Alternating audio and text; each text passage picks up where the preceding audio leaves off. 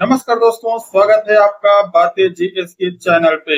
आज हम जानेंगे कि भारत की अर्थव्यवस्था जो कि 2047 में कैसे थी और 2025 तक किस तरह से चेंज हुआ है। पूरी विकास यात्रा आज के डेट में हम इसका अच्छे से अध्ययन करेंगे। कैसे एक गरीब कृषि प्रधान देश आज दुनिया की चौथी अर्थव्यवस्था की ओर बढ़ चुकी है, उसके बारे में भी अध्ययन करेंगे। 2047 तक भारत कहीं न कहीं विकसित देश की ओर आगे बढ़ चुका रहेगा। तो चलिए देखते हैं इसका ऐतिहासिक यात्रा, जो कि एकदम सरल और रोचक तरीके से समझते हैं। फर्स्ट ऑफ ऑल बात करते हैं कि आजादी के बाद की स्थिति क्या रही है।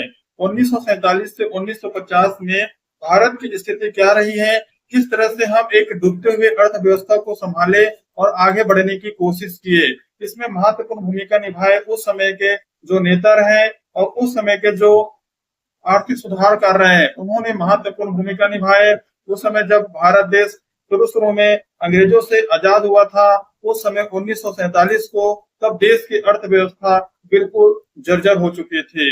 यानी अर्थव्यवस्था एक हिसाब से इस स्थिति में आ चुकी थी कि कैसे हम वापस लौटे उस स्थिति को प्राप्त करने के लिए जिसमें भारत कभी सोने की चिड़िया कहलाता था। उस स्थिति को कैसे प्राप्त किया जाए, तो औद्योगिक आधार बहुत कमजोर हो गया था। हमारा क्या पर्पस था कि हम यहाँ से कच्चे माल को इंग्लैंड भेजते थे, इंग्लैंड से जो पक्का माल या तैयार माल आता था उसके हम यूज करते थे। हम यानी इंडिया कच्चे माल बेचने वाले देश बन चुका था और वहां से तैयार माल लेने वाले एक ग्राहक बन चुका था। और इन्हीं ने बेरोजगारी, गरीबी और अशिक्षा जैसे स्थिति को जन्म दिया। इससे अधिक मात्रा में और बढ़ने लगा। उस समय जो कृषि पर निर्भरता था वो पूरी तरह से 70% था, जो कि कहीं आज की डेट में ज्यादा देखने को मिला था। और जीडीपी उस समय कुछ भी नहीं था, जीरो था। उस समय की जो स्थिति था वे बहुत असमंजस वाली स्थिति थी, जिसमें भारत की अर्थव्यवस्था को उभरने में मजबूत नहीं कर पा रहा था। इसी पृष्ठभूमि में हमारे नेताओं ने कई तरह से योजना आधारित विकास मॉडल अपनाने को निर्णय लिया और बाद में जब विकास मॉडल तैयार हुआ तो धीरे धीरे अपनी अर्थव्यवस्था है वो एक अच्छे अर्थव्यवस्था की ओर बढ़ने लगा। यहाँ पे कई सुधारक आए, कई अर्थशास्त्री आए, जिन्होंने अपना अपना पक्ष रखा और विभिन्न प्रकार की योजना बनाई थी, जिसके थ्रू भारत एक नई दिशा की ओर आगे बढ़ना शुरू कर दिया। उस समय जब पंचवर्षीय योजना बनाई थी, कृषि, उद्योग और गरीबी उन्मूलन के बारे में बात किया गया था। कहीं न कहीं कृषि में भी हमें विकास लाना होगा, क्योंकि यहाँ पे जो 70% जनता है वो इसी पे निर्भर रहता था। यानी जितना भी काम होता था कृषि के थ्रू होता था, उसके बाद उद्योग धंधे जो निर्माण कार्य होता है उनको देखना था। और बाद में जब ये सब चीज हो जाए तो भारत एक धीरे धीरे गरीबी को हटाने के लिए विभिन्न प्रकार के कार्यक्रम चलाना शुरू किया गया था। और वास्तव में ऐसा देखने को मिला, विभिन्न प्रकार की योजना बनाई गई, जिसे योजना आयोग और पंचवर्षीय योजना के नाम से जाना जाता है। ये जो योजना है वो 5 साल के लिए किसी एक चीज पर निर्धारित होती थी। अगर कृषि पर निर्धारित है तो वो कृषि पर निर्धारित रहेगी, अगर उद्योग पर निर्धारित है तो उद्योग पर निर्धारित रहेगी। तो इस तरह से हमारे नेताओं ने, उस समय के जो अर्थशास्त्रियों ने विभिन्न प्रकार की योजनाएं चलाना शुरू किया गया, जिसमें पहला था पंचवर्षीय योजना। और इसकी योजना की शुरुआत होता है 1951 में, जब पहली पंचवर्षीय योजना लाई गई थी। उसका मेन उद्देश्य था कृषि पर, कृषि को किसी न किसी तरह से हमें आगे बढ़ाना है, कृषि से उत्पादित और अधिक मात्रा में उत्पादित कर सके, इसके लिए विभिन्न प्रकार के कार्यक्रम चलाया गया। हालांकि बाद में जब हरित क्रांति लाया गया था 1965 में, उस समय भारत की अर्थव्यवस्था और भारत की जो विकास की स्थिति है महत्वपूर्ण चेंज होते हुए दिखाई दिया। यहाँ पे जो बात किया गया है, इसका लक्ष्य था कि भारी उद्योग स्थापित करना, कृषि में सुधार करना और बुनियादी ढांचा विकास करना। इसमें फर्स्ट योजना लाया गया था, फर्स्ट प्लान था पंचवर्षीय योजना का, जो 1951 से 1956 तक लाया गया। इसमें कृषि को केंद्रित किया गया, कहने कृषि से उत्पादित जितने भी वस्तु हैं वो अच्छे मात्रा में हो, ताकि भूखमरी, गरीबी, इन स्थिति को दूर किया जा सके।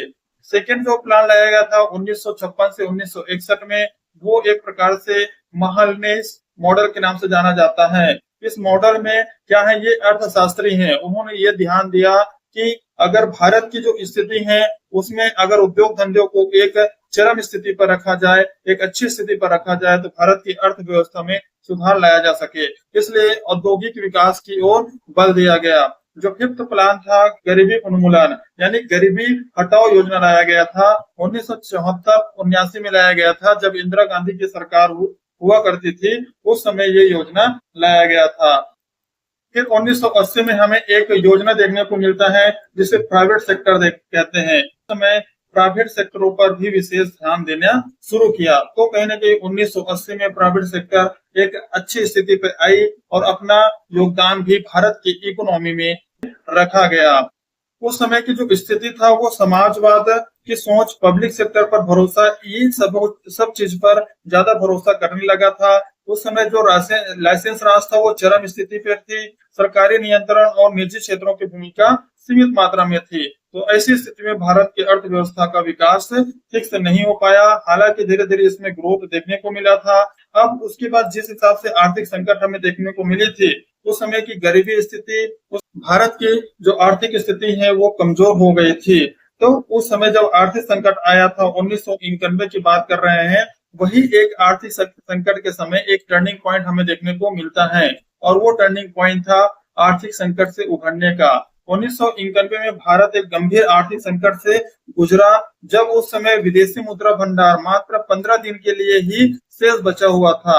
यानी हम किसी देश से कोई वस्तु अगर मंगा रहे हैं तो उस वस्तु की जो कीमत हमें अदा करना पड़ेगा, उसके लिए मात्र 15 दिन के लिए ही हमारे पास विदेशी मुद्रा भंडार बचा हुआ था। अब ये विदेशी मुद्रा भंडार क्या होता है, जैसे कि डॉलर हो गया, गोल्ड हो गया, ये सब विदेशी मुद्रा भंडार है। इसमें क्या है, इन सब चीज को एक स्थायी रूप से रख के जब हम दूसरे देश के साथ ट्रेड करते हैं तब इसका यूज किया जाता है। अगर हमें दूसरे देश से ऑयल मंगाना हो या फिर किसी तरह से हमें वहां से कोई वस्तु मंगाना हो, इंपोर्ट करना हो, तब हम इस विदेशी मुद्रा भंडार का यूज करते हैं।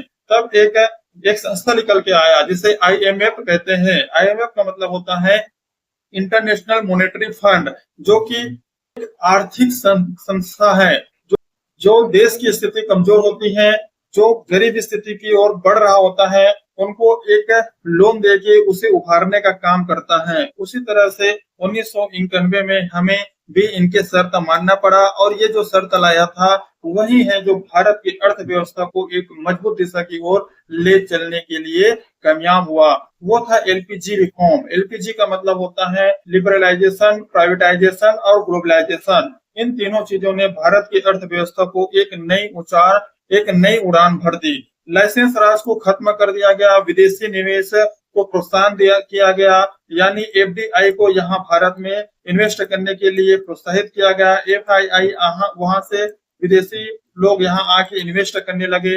निजीकरण को बढ़ावा देने लगे कि अब जो प्राइवेट सेक्टर था उनको भी, और जो पब्लिक सेक्टर था, इन दोनों सेक्टर को आपस में मिलकर काम करने लगा। तो कहीं ना कहीं भारत की जो इकोनॉमी है वो मिश्रित इकोनॉमी इसी के थ्रू शुरू हो गया।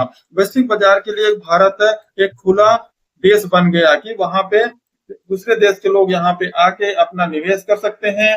तो इस तरह से भारत की जो अर्थव्यवस्था है उन्होंने तेजी से रफ्तार पकड़ी और वैश्विक मंच पर भारत की पहचान बढ़ती गई। ये एक रहा LPG रिफॉर्म, जिससे पूरे भारत की अर्थव्यवस्था में सुधार का एक नया दिन देखने को मिला था। उस समय जो वित्त मंत्री था डॉक्टर मनमोहन सिंह, उन्होंने महत्वपूर्ण भूमिका इसमें निभाई थी। अब बात करते हैं इसकी 2000 के बाद किस तरह से भारत की अर्थव्यवस्था चेंज हुआ, सर्विस सेक्टर किस तरह से प्रभावित हुए, IT सेक्टर किस तरह से बूम हुए, और कहीं ना कहीं जाके भारत की जो स्थिति है, जिसमें हम जो सेवा के क्षेत्र में बोलते हैं, सर्विस सेक्टर में जो 50% हो गए थे, वो आज के डेट में 55-54% के आसपास हम सर्विस सेक्टर से उत्पादित करते हैं। अपने जो GDP है उसका फुल वैल्यू अगर 3 सेक्टर से निकाला जाए, जिसमें प्राइमरी सेक्टर आता है कृषि से संबंधित, सेकेंडरी सेक्टर आता है उद्योग धंधे से संबंधित, विनिर्माण से संबंधित, और जो थर्ड सेक्टर आता है वो सर्विस सेक्टर है। यानी जो सर्विस सेक्टर है उसका जो विकास है वो 2000 के आसपास हमें ज्यादा देखने को मिला, जिसमें जब IT सेक्टर में बूम देखने को मिला। BPO का मतलब होता है कि बिजनेस प्रोसेस आउटसोर्सिंग, यानी हम दूसरे देशों के पास भी हम जा सकते हैं, वहां पे हम सेवा प्रदान कर सकते हैं। ये बहुत बड़ा चेंज लाया था। इन्होंने सर्विस सेक्टर को ही एक अच्छे स्थिति में लाके छोड़ा था। भारत को वर्ष बैक ऑफिस कहा जाने लगा। जीडीपी में सेवा की जो क्षेत्र की भागीदारी 50% था, वो अब बढ़ के 54% हो गया। सेंसेक्स में बूम देखने को मिला। जो शेयर मार्केट है उसमें विभिन्न विकल्प बाहर से लोग एफआईआई के रूप में, एफडीआई के रूप में आने लगे। तो ऐसी स्थिति में जो सेंसेक्स था उसमें बूम देखने को मिला। फॉरेन डायरेक्ट इन्वेस्टमेंट में तेजी देखने को मिला और ग्लोबलाइजेशन का पूरा लाभ भारत को मिलने लगा, जिससे पूरी तरह से भारत एक आर्थिक संपन्न देश बनना शुरू हो गए। सेक्टर वाइज जीडीपी का है, किस हिसाब से जीडीपी में, भारत की जीडीपी में कौन सा सेक्टर कितना योगदान देता है। जैसे एग्रीकल्चर है वो 17 से 18% योगदान देता है, इंडस्ट्री सेक्टर है 27% योगदान देता है और सर्विस सेक्टर है 54% योगदान देता है। तो कहीं ना कहीं जो फर्स्ट सर्विस एग्रीकल्चर था वो तो हमने इसमें कामयाब पा लिया। हरित क्रांति जब लाया गया था 1965 में, तब इसमें हम कामयाब देखने को मिला। अब जो इंडस्ट्री सेक्टर आया उसमें हमें आगे बढ़ना है और इंडस्ट्री सेक्टर में ही अगर हमारा जो उत्पादन है, जीडीपी का जो असली जो खेल है इंडस्ट्री सेक्टर में है। चाइना किस तरह से आगे बढ़ा, क्योंकि उनका जो विनिर्माण कार्य में वो अच्छे से ग्रोथ किया, जिसके कारण उस आज के डेट में उनका इकोनॉमी हमसे कई गुना आगे बढ़ चुका है। अब हमारा जो सर्विस सेक्टर है वो सबसे आगे है। जैसे सर्विस सेक्टर में टीचर की बात किया जाए, डॉक्टर की बात किया जाए, या फिर प्रोफेसर की बात किया जाए, वकील की बात किया जाए, सब सर्विस सेक्टर में आते हैं। सर्विस सेक्टर में ऑलरेडी हम बढ़े हुए हैं, तो हमें कहीं ना कहीं इंडस्ट्री सेक्टर को आगे बढ़ाना होगा।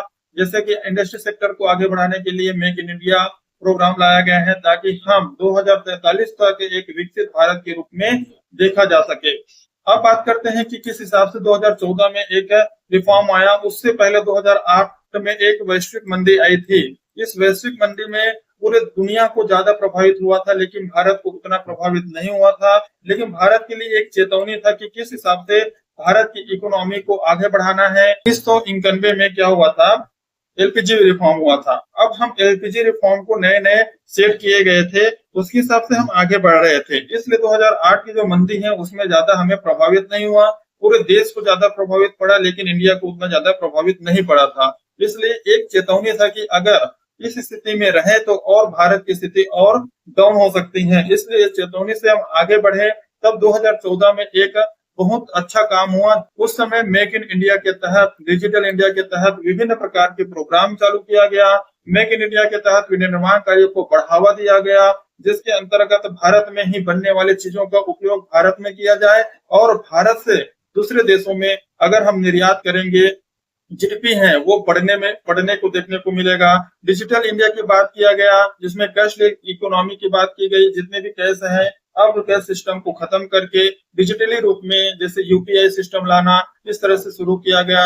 और ये 2014 से शुरू होके आज के डेट में हम सेकंड नंबर का यूपीआई ट्रांजैक्शन वाला देश बन चुके हैं। स्टार्टअप कंपनी को ज्यादा प्रोत्साहित किया गया। एंटरप्रेन्योरशिप को बढ़ावा देने के लिए स्टार्टअप इंडिया शुरू किया गया। जीएसटी 2017 में लाया गया, जिसके अंतर्गत वन नेशन वन टैक्स यानी डायरेक्ट और इनडायरेक्ट टैक्स की बात इसमें किया गया कि कौन सा डायरेक्ट टैक्स होगा, कौन सा इनडायरेक्ट टैक्स होगा। डायरेक्ट टैक्स उसे बोलते हैं जिससे हम डायरेक्ट सरकार को टैक्स देते हैं, और इनडायरेक्ट उसे बोलते हैं तो जैसे व्यापारी या दुकानदारों के माध्यम से इनडायरेक्ट रूप से सरकार के पास टैक्स जाती हैं। तो इस तरह से जब रिफॉर्म आया था जीएसटी रिफॉर्म, तो उससे टैक्स का कलेक्शन अधिक मात्रा में होने लगा, टैक्स चोरी बचने लगा। डिजिटलीकरण के कारण इंसॉल्वेंसी एंड बैंकरप्टी कोड इसमें लाया गया। तो इस तरह से भारत की जो इकोनॉमी है वो धीरे धीरे एक बढ़ती हुई इकोनॉमी के रूप में देखने को मिला। Bharat is of doing business में तेजी से रफ्तार पकड़ा, और उसके बाद जो ईस्ट पॉलिसी है जो एशियान देशों के साथ करते हैं, जो एशियान के 10 कंट्री हैं, हम वीडियो में डाल रखे हैं, वीडियो जाके देख लेना। ये एशियान कंट्री क्या है, किस हिसाब से अपना काम करता है, उसके बारे में भी बता चुके हैं। जो कंबोडिया और थाईलैंड का युद्ध हुआ था उसमें ये दोनों कंट्री ही एशियन कंट्री है, और किस तरह से इन दोनों के बीच युद्ध हुआ उसके बारे में भी बता चुके हैं। अब जो हम बात कर रहे हैं एशियन कंट्री जो एक्ट ईस्ट पॉलिसी रखते हैं भारत, उसमें एक बहुत बड़ा बदलाव के कारण इज ऑफ डूइंग बिजनेस अच्छे से रफ्तार पकड़ा और फिर हमारा इकोनॉमी बूस्ट करने लगा। अब आया 2014 के बाद 2019, इसमें आ गया कोविड महामारी, जिसने पूरी तरह से अर्थव्यवस्था को झकझोर कर दिया था। एक तरह से अर्थव्यवस्था को गिरा दिया गया था। इसमें माइनस तक की हमारी जो अर्थव्यवस्था है वो देखने को मिला था। तो इस तरह से लॉकडाउन से अर्थव्यवस्था को एक बहुत बड़ा झटका मिला। इससे सरकार ने आत्मनिर्भर भारत पैकेज की घोषणा की, जिसके अंतर्गत एमएसएमई सेक्टर, जो लघु उद्योग हैं, कुटीर उद्योग हैं, इनको सहायता देना शुरू किया। पीएलआई स्कीम लाया गया, जिसमें 14 प्रकार की पीएलआई स्कीम लाया गया। टेक्सटाइल सेक्टर को बढ़ावा दिया गया। स्वास्थ्य और कृषि क्षेत्र पर जोर दिया गया ताकि हमारी इकोनॉमी को बूस्ट किया जा सके। ये एक बहुत बड़ा चौंकाने वाला था, जिसके अंतर्गत 2020 और 2021 तक लगभग 30 से 35 करोड़ लोगों की जॉब जा चुकी थी। तो ये एक प्रकार की बहुत बड़ी अर्थव्यवस्था में एक ड्रॉबैक देखने को मिला था कि भारत की जो सप्लाई चेन है वो आत्मनिर्भर बनने की दिशा में काम करना शुरू करना होगा। फिर 2022 में देखने को मिला कि पर्यटन क्षेत्र में, ट्रांसपोर्टेशन सेक्टर में, टेक्सटाइल सेक्टर में जो कोविड के समय पूरी तरह से ध्वस्त हो गया था, वो धीरे धीरे बूस्ट होने लगा। 2022 में टीकाकरण के बाद ये जितने भी सेक्टर हैं वो आगे बढ़ने लगा और कहीं ना कहीं 2024 तक हम जाते जाते एक हिसाब से चौथी बड़ी अर्थव्यवस्था बन के आ गए। अब आने वाले समय में 2025 में हमारा जो इकोनॉमी है वो $5 ट्रिलियन की ओर बढ़ रहा है। तो कहीं ना कहीं हम जर्मनी को भी पिछाड़ के तीसरी इकोनॉमी बन सकते हैं। बात करते हैं किस तरह से भारत की चौथी अर्थव्यवस्था बनी। आईएमएफ, वर्ल्ड बैंक, इनका कहना है कि 2025 में भारत की जो चौथी अर्थव्यवस्था है वे बन चुका है। जीडीपी का लगभग $4 ट्रिलियन हम पार कर चुके हैं। एक्सपोर्ट में तेजी देखने को मिली है। डिजिटल इकोनॉमी में तेजी देखने को मिली है। भारत ग्लोबल साउथ के नेतृत्व और ज्यादा बढ़ रहे हैं। अब हमारा लक्ष्य है कि $5 ट्रिलियन का इकोनॉमी बनना और हाई इनकम नेशन की ओर बढ़ना, ताकि हम 2047 तक कहीं ना कहीं हम एक विकसित देश की ओर बढ़ सके। अब बात करते हैं कंक्लूजन की कि किस हिसाब से आर्थिक रूप से टूटा हुआ भारत 1947 में अब ग्लोबल इकोनॉमी की ओर बढ़ रहा है, कहीं ना कहीं ग्लोबल इकोनॉमी की ताकत बन चुका है। यह सब संभव हुआ कैसे? नीति बना के, नवाचार ला के और नागरिकों की मेहनत से। इसी तरह से भारत देश अगर अर्थव्यवस्था में अपना योगदान देता रहा, सर्विस सेक्टर, कृषि सेक्टर और इंडस्ट्री सेक्टर को मजबूत करते रहे, तो फिर भारत 2047 तक विकसित देश की ओर बढ़ सकता है। यानी हमें कुल मिला के बात किया जाए तो 2047 तक बढ़ने के लिए, विकसित देश बनने के लिए कहीं न कहीं विनिर्माण कार्य में फोकस देना पड़ेगा।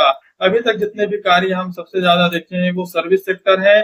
सर्विस सेक्टर में हम आगे बढ़ चुके हैं। अब हमें कहीं ना कहीं जो सेकेंडरी सेक्टर है, विनिर्माण कार्य और इंडस्ट्री सेक्टर है, उनको लेके आगे बढ़ना होगा। तो फिर हम आसानी से अपने अर्थव्यवस्था को बूस्ट कर सकते हैं। अगर आपको ये वीडियो अच्छा लगा तो लाइक करें, शेयर करें, सब्सक्राइब करें बातें जीएस की चैनल को। मिलते हैं नेक्स्ट वीडियो में, तब तक के लिए जय हिंद।